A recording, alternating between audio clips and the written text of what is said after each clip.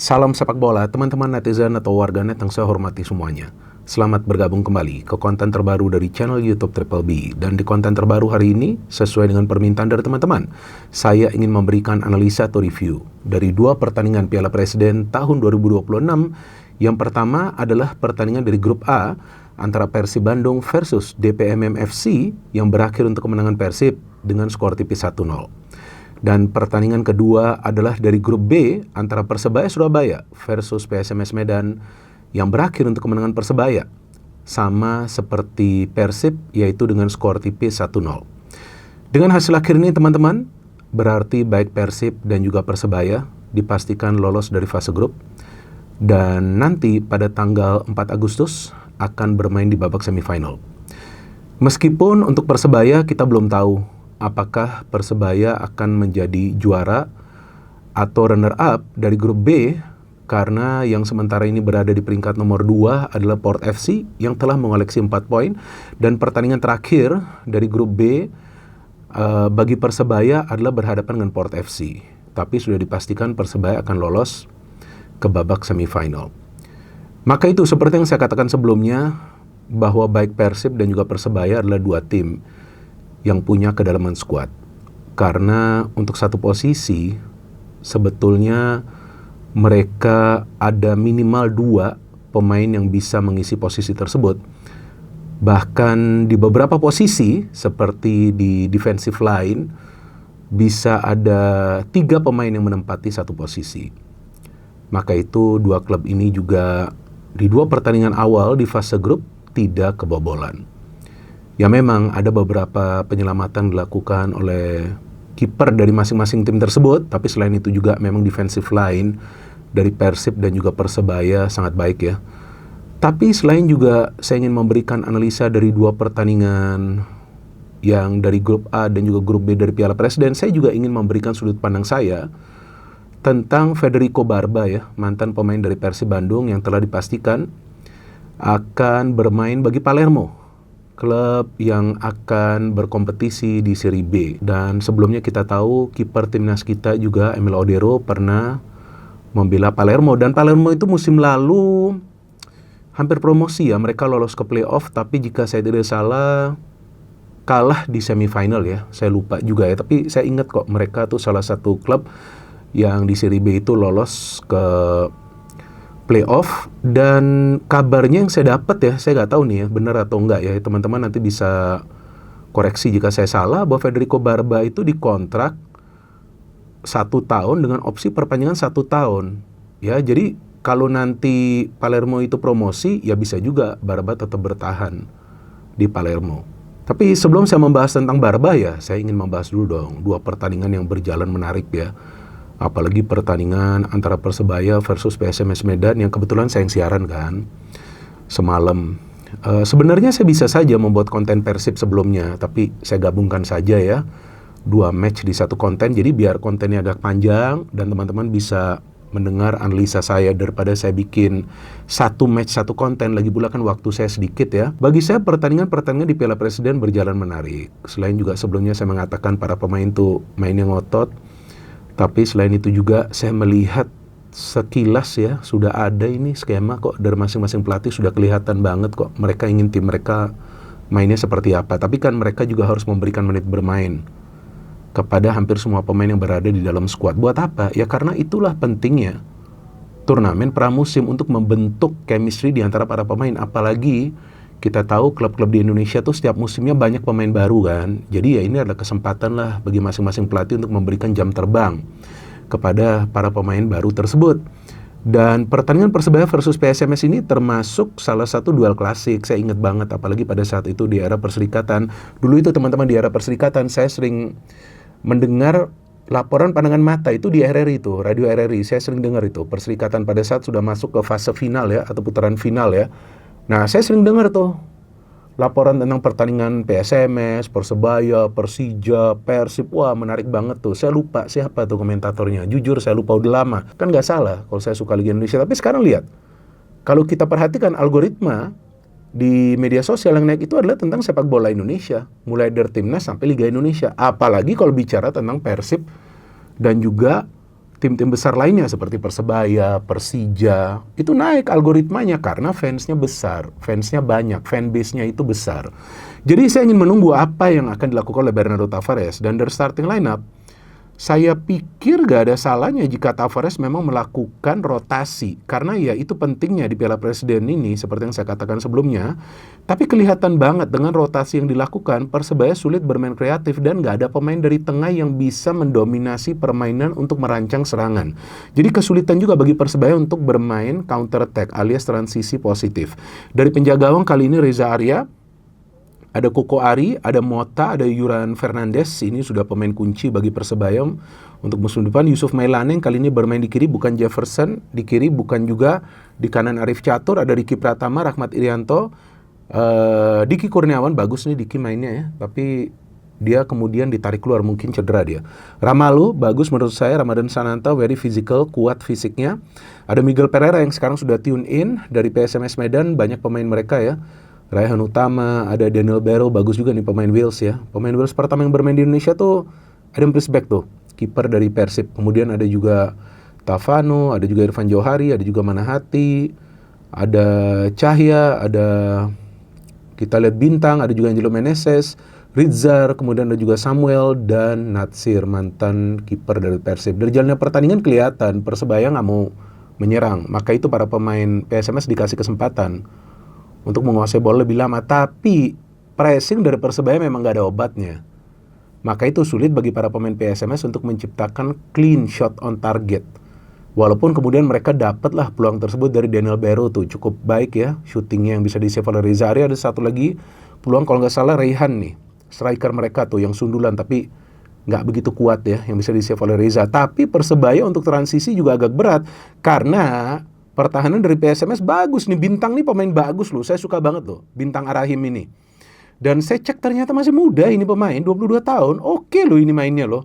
Dia sebelumnya main di Persiba ya, saya suka banget loh ini pemain. Dan dia nih untuk sebagai defender, posturnya juga cukup tinggi. Ini kalau saya lihat dari statistik 181 cm udah tinggi dia. Sulit banget loh dia dilewati, apalagi Ramadan tuh, kesulitan banget tuh berhadapan dengan Bintang dan juga Miguel. Tapi pada akhirnya setelah Persebaya sulit menciptakan peluang dari open play, ada satu peluang tuh dari Ramadan Sananta dari long throw-nya Yusuf. Akhirnya mereka mencetak gol dari siapa? Ya Yuran. Karena Yuran ini memang adalah key player bagi Persebaya, apalagi ketika ada situasi bola mati. Dia udah tinggi banget kan. Yuran kita tahu kan tingginya kan hampir sama dengan Dennis Kollinger ya. Nah betul kan, Yuran 198, Dennis Kollinger itu pemain Persija itu 199. Bagus ini headingnya setelah umpan dari Ramalu. Tapi saya tunggu di babak kedua siapa yang akan dimainkan ketika pemain-pemain inti dari Persebaya mulai dimainkan seperti Jefferson, Risto, Rivera, Malik Rizaldi, Tony Firmansyah ya, saya kasih singkatan Tonfin lah. Dulu kan ada Tony Sucipto, Toncip. Dan juga Catur Pamungkas, baru kelihatan permainan Persebaya ngeri banget bos. Ya kan, lebih banyak mereka menyerang ke pertahanan PSMS, tapi PSMS justru bisa lebih banyak menciptakan peluang di babak kedua ini. Kenapa? Karena Persebaya mulai bermain sedikit terbuka. Artinya tidak salah Tavares babak pertama dan juga sebelumnya lawan Persija mainnya lebih kompak. Karena dia paham bahwa para pemain Persebaya belum siap untuk bermain terbuka. Di masa pramusim ini mungkin nanti di Liga bermain lebih berani terbuka. Tapi seingat saya tuh Tavares di PSM juga nggak bermain terbuka. Dia tahu kapan dia perlu bermain attacking football lawan tim mana yang mungkin performanya lagi gak baik. Tapi kalau tim-tim yang dia sudah analisa, ini tim performa lagi bagus, pasti mainnya agak bertahan. Dan itu gak ada masalah jika ujung-ujungnya menang. Ya betul dong, karena yang dicari kan kemenangan. Buat apa main cantik tapi kalah? Dan akhirnya Persebaya bisa menang 1-0. Kalau menurut saya kuncinya adalah bagaimana para pemain Persebaya itu defendingnya kuat, counter pressingnya kuat. Apalagi di babak kedua ketika pemain seperti Tony Firmansyah masuk. Karena PSMS juga melakukan banyak perubahan, pergantian pemain seperti Rangga Muslim, Villerson, Dani Saputra, Taufik Hidayat bahkan ya. Dan itu yang memaksa Reza Arya beberapa kali melakukan penyelamatan karena mulai terbuka ruang di Persebaya, ruang pertahanan setelah para pemain berani bermain terbuka. Jadi dengan kemenangan ini berarti Persebaya sudah mengantongi tiket semifinal. Tinggal kita tunggu nanti apakah juara atau runner-up grup.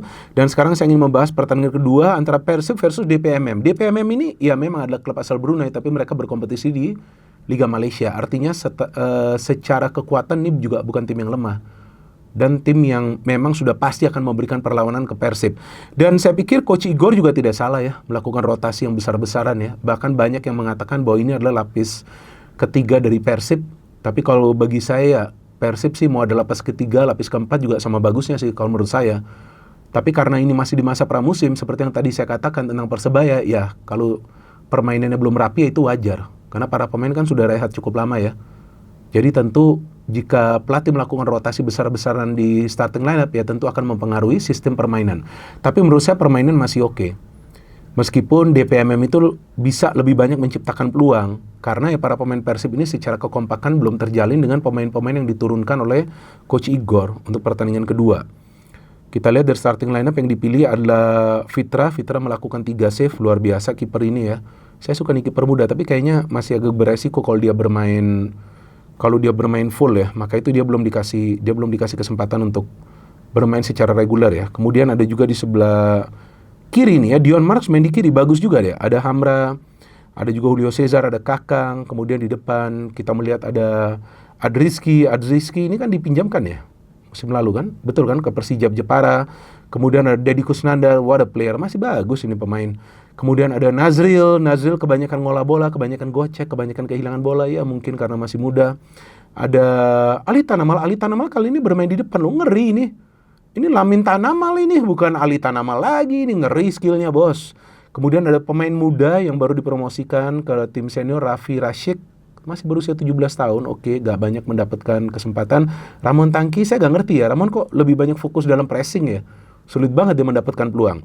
Dari DPMM kita tahu ada beberapa pemain yang kita kenal ya, seperti ada Dalberto, kemudian juga ada Muhammad Toha yang kita tahu pemain Indonesia, yang sekarang lagi bermain abroad. Dan saya suka juga mereka punya defender nih, Clark Robertson, dan juga kiper mereka Somerville ini, waduh berat banget loh ini dijebol loh, ini kiper bagus loh ini, Samuel Somerville ya, yang sebelumnya bermain di Selangor FC. Oke, secara permainan, memang para pemain Persib sulit mengimbangi kecepatan dan pressing dari para pemain DPMM karena starting lineup ini berubah cukup signifikan dari pertandingan sebelumnya, dan kita tidak melihat ada pemain-pemain skillful dari Persib yang bisa membongkar pertahanan dari DPMM ketika transisi, ketika counter attack. Karena kita tahu kunci dari Persib, kunci permainan masih sama atau mirip seperti musim lalu, yaitu counter attacking. Jadi ketika mereka sulit tentu lebih mengalami kebuntuan ketika ada build up yang coba dilakukan. Maka itu Persib di pertandingan ini minim peluang. Kenapa ya? Karena itu kesulitan untuk build up. Sebab saya juga tidak melihat ada pemain yang bisa menguasai bola cukup lama untuk menarik atau memancing para pemain DPMM keluar, kemudian memberikan yang namanya key pass. Karena dengan belum dimainkannya Berguinho, Luka Menalo ya, dan banyak pemain lainnya. Dan memang banyak yang menunggu Peralta untuk dimainkan, tapi feeling saya mungkin nanti dimainkan pada saat babak semifinal. Dia kan juga baru datang ya, belum nanti dia menjalani latihan, dan kalau terburu-buru memberikan dia menit bermain secara full, ya takutnya nanti tahu-tahu otot-ototnya belum siap kan, belum panas, tahu-tahu cedera kan bahaya juga. Jadi ya saya pikir fans dari Persib harus percaya kepada Igor Tolis, dia akan menentukan kapan Peralta akan diturunkan. Tapi asumsi saya nanti pada saat babak semifinal. Apalagi kalau ketemu Persija bisa loh.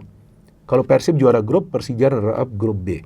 Dan di babak kedua, memang saya sudah feeling pasti babak kedua akan ada pergantian pemain, masuk nih pemain-pemain inti. William Barros masuk, bagus kan William Barros mainnya. Dia ada memberikan satu kipas yang Balsa ya, kalau nggak salah yang punya peluang hampir mencetak gol. Ada Luka Menalo, ya kan dimainkan Berguinho, Matricardi. Baru kita melihat permainan Persib sebenarnya. Baru DPMM udah di belakang, Dalberto udah sulit mendapatkan peluang. Babak pertama kan dia dapat tuh 2 peluang, satu off target, satu lagi di save oleh Fitra. Dan kemudian Balsa Sekulic, saya suka loh pemain ini loh, Balsa ini. Walaupun ini baru match kedua, kita nggak tahu ya nanti secara long term dia seperti apa, tapi saya suka ini pemain.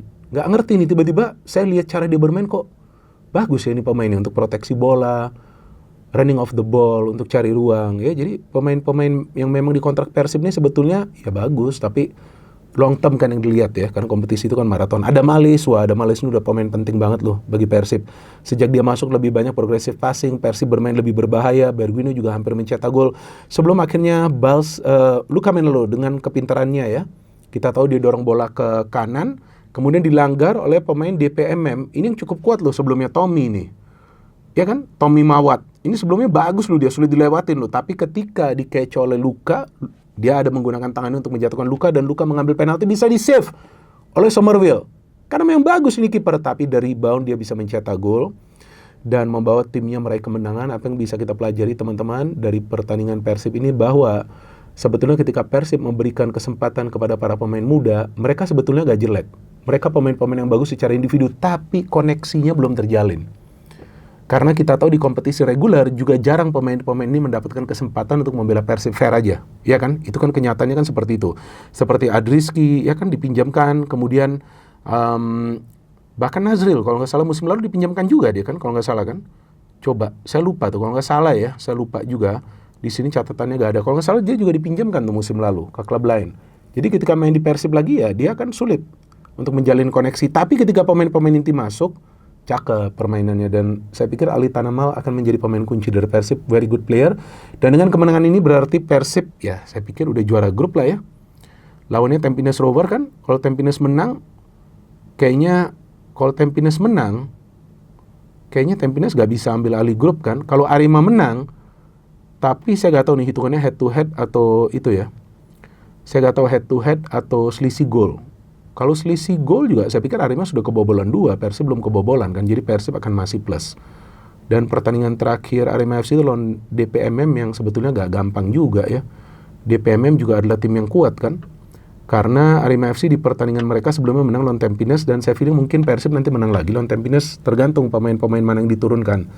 Ya bisa juga nanti Peralta diturunkan, tapi asumsi saya aja Peralta nanti mainnya di semifinal. Dan kita tunggu nanti teman-teman, siapa ketemu siapa di semifinal. Masih ada pertandingan lagi dari Persib, dan juga dari Persija, dari Persebaya, ada Port FC juga. Jadi bagi saya Piala Presiden tahun ini sangat menarik.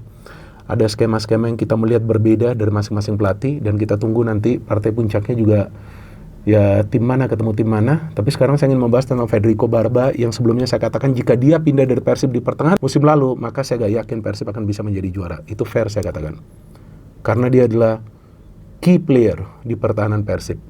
Memang ada juga kerjasamanya dengan pemain-pemain lain seperti Matricardi, kemudian Eliano Reinders, Frans Putros, betul. Tapi sebagai sosok yang tidak tergantikan dia di lini pertahanan dari Persib. Dia leader kalau menurut saya. Luar biasa. Kita lihat wajah dari Federico Barba saja sudah kelihatan karismanya tuh. Sudah kelihatan banget. Jadi maka itu dia gak takut menguasai bola lama, build up dari belakang, duel dengan para pemain tim lawan. Saya ingat lawan Persebaya kalau gak salah tuh kena senteran bola, dia bangkit lagi, dia gila, gak ada sakitnya nih orang. Dan ternyata saya membaca berita kemarin bahwa dia gabung ke Palermo. Padahal sebelumnya saya pikir setelah dia bermain di Indonesia dia akan pindah ke Liga Anta Beranta. Kan banyak Liga Anta Beranta ya. Tapi ternyata dari Indonesia dia masuk ke klub Serie B yang punya target untuk lolos ke Serie A musim depan. Karena musim lalu hampir mereka lolos, tapi mereka kalah di semifinal. Filippo Inzaghi ya kalau nggak salah pelatihnya, lupa saya. Jadi Palermo itu juga bukan klub kecil kan. Berarti apa? Seperti yang saya katakan sebelumnya, kalau individunya bagus, ya gak ada masalah. Dia setelah main dimanapun dia bisa balik lagi. Ya meskipun dia orang Italia, tapi kompetisi di Italia itu jauh lebih ketat. Apalagi untuk di posisi back. Itu gak gampang. Karena memang Italia menghasilkan back-back top, back-back kelas dunia. Jadi gak gampang.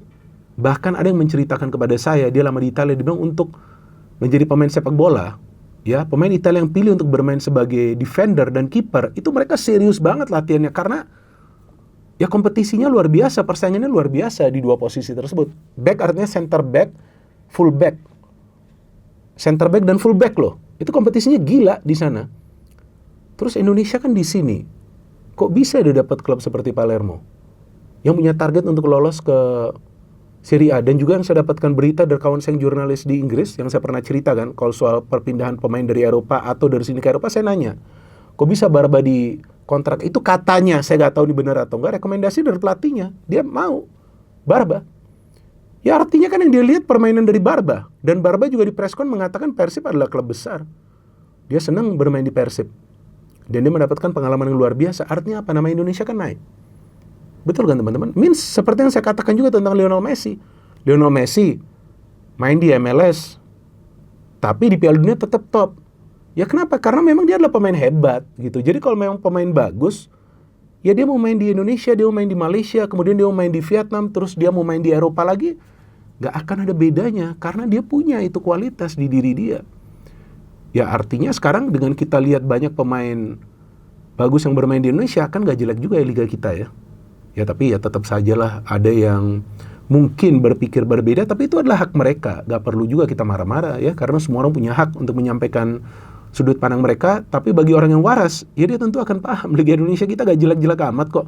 Walaupun banyak yang kembali ya sering mengatakan soal ranking Liga kita. Padahal berkali-kali saya sudah memberikan edukasi yang sebelumnya juga saya gak paham bahwa ternyata ranking Liga di AFC itu ditentukan melalui atau ditentukan dengan melihat performa klub-klub Indonesia di kompetisi antar klub Asia, juga klub-klub lain. Jadi ranking itu dibuat berdasarkan performa klub di kompetisi antar klub Asia, bukan tentang kualitas kompetisi dalam negeri mereka. Tapi tetap ada yang masih pakai narasi-narasi tersebut untuk merendahkan liga kita. Coba lihat yang dari Kamboja, pemain-pemain asing yang kesini kan nggak bisa survive juga mereka. Timnas kita malah bantai Kamboja tuh. Ya kan, kalau nggak salah mereka juga banyak pakai pemain naturalisasi. Artinya apa? Liga Indonesia kita tuh bagus. Dan sekarang akan lebih baik lagi dengan pemain-pemain bagus yang bermain di sini, apalagi dengan banyak pemain diaspora kita yang sekarang bermain di sini. Dan Castaner juga pernah bermain di Liga Indonesia, kan main loh dia di World Cup. Franz Putros main di Liga Indonesia, tetap dibawa ke World Cup. Walaupun saya lupa dia main gak ya. Ya kalau gak main pun, tapi kan dia tetap dibawa. Artinya kan gak dikucilkan dia. Artinya apa? Gak ada masalah Liga Indonesia kita. Kecuali kita merasa Liga Indonesia kita ini jelek, ya jangan bahas juga Liga Indonesianya. Gak perlu. Kita gak perlu orang-orang seperti itu kok. Saya bangga kok siaran Liga Indonesia, dari dulu saya bangga kok. Saya kok yang sering bahas Liga Indonesia di sini dari awal kok. Sekarang rame-rame bahas Persib. Kenapa? Karena sumber beras. Gak apa-apa, itu adalah hak mereka. Oke, anyway, kita tunggu nanti babak semifinal siapa ketemu siapa, dan kita terus dukung teman-teman timnas kita di Piala AFF. Ingat loh, nanti ada pertandingan lawan Timor Leste, dan nanti saya akan ada podcast dengan salah satu narsum untuk membahas tentang Piala Presiden dan juga perjuangan dari tim nasional Indonesia di Piala AFF tahun 2026. No hate, no politics, only football, salam sepak bola. Itu adalah hak mereka.